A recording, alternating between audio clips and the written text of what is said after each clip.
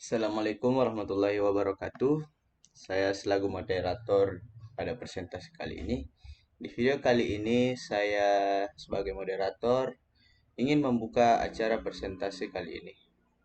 Ya, pertama-tama perkenalkan saya Muhammad Yasmin Farhan selaku moderator presentasi kali ini.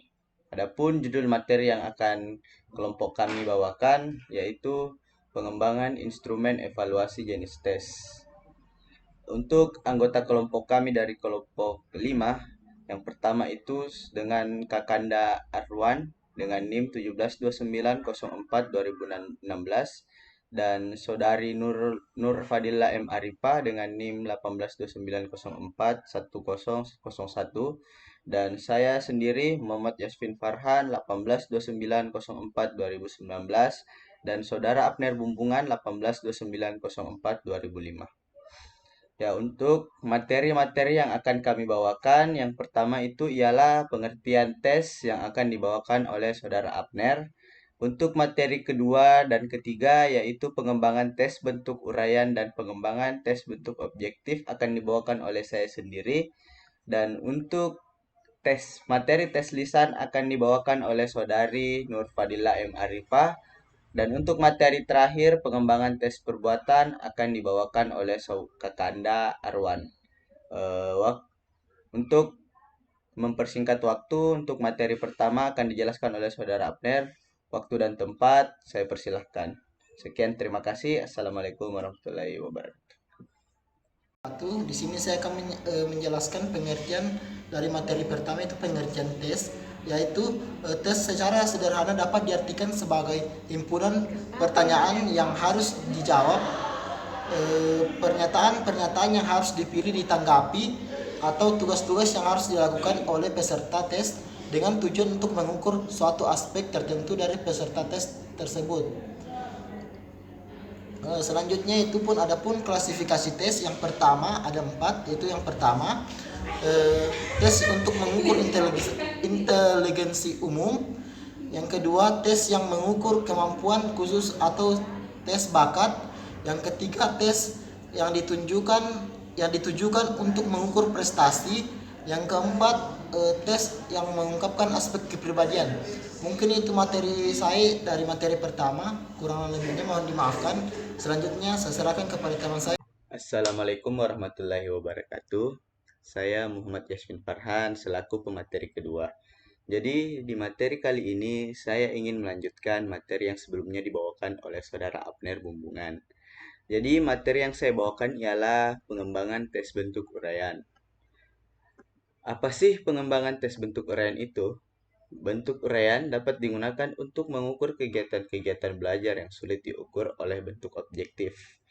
Disebut sebagai bentuk uraian karena menuntut peserta didik untuk menguraikannya, mengorganisasikan, dan menyatakan jawaban dengan kata-kata sendiri dalam bentuk teknik dan gaya yang berbeda satu dengan yang lainnya.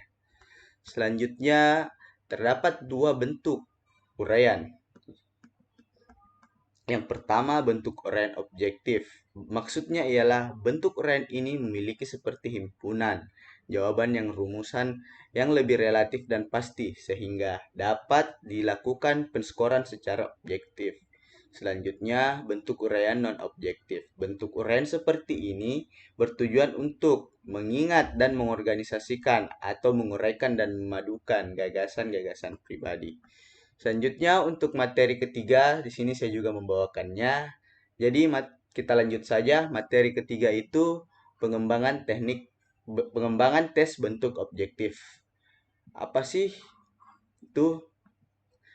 Bentuk tes terdapat 4 macam: benar salah, pilihan ganda, menjodohkan, dan jawaban singkat dan melengkapi. Pertama, saya ingin menjelaskan tes benar salah. Tes benar salah ialah bentuk tes yang pernyataan mengandung dua kemungkinan jawaban, yaitu benar dan salah. Untuk pilihan ganda, soal tes bentuk pilihan ganda dapat digunakan untuk mengukur hasil belajar yang lebih kompleks. Selanjutnya, menjodohkan. Bentuk menjodohkan terdiri atas kumpulan soal yang sekumpulan jawaban yang keduanya dikumpulkan pada dua kolom yang berbeda. Selanjutnya, jawaban singkat dan melengkapi. Ini maksudnya adalah kedua bentuk tes ini memiliki masing-masing menghendaki jawaban dengan kalimat atau angka-angka yang hanya dapat dinilai benar atau salah.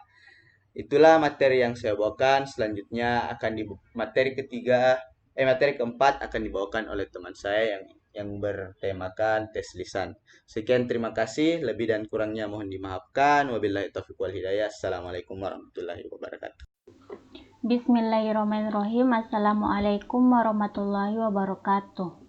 Perkenalkan, nama saya Nur Fadila M. Arifa. Di sini saya bertindak sebagai pemateri ketiga. Jadi saya akan melanjutkan pembahasan materi sebelumnya yang dibawakan oleh saudara Muhammad Yasmin Farhan.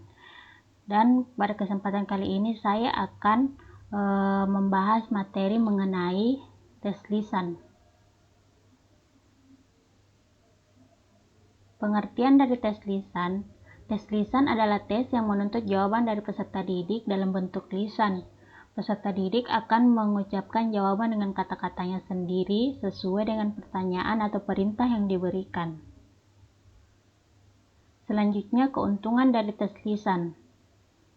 Pertama itu dapat mengetahui langsung kemampuan peserta didik dalam mengemukakan pendapatnya secara lisan.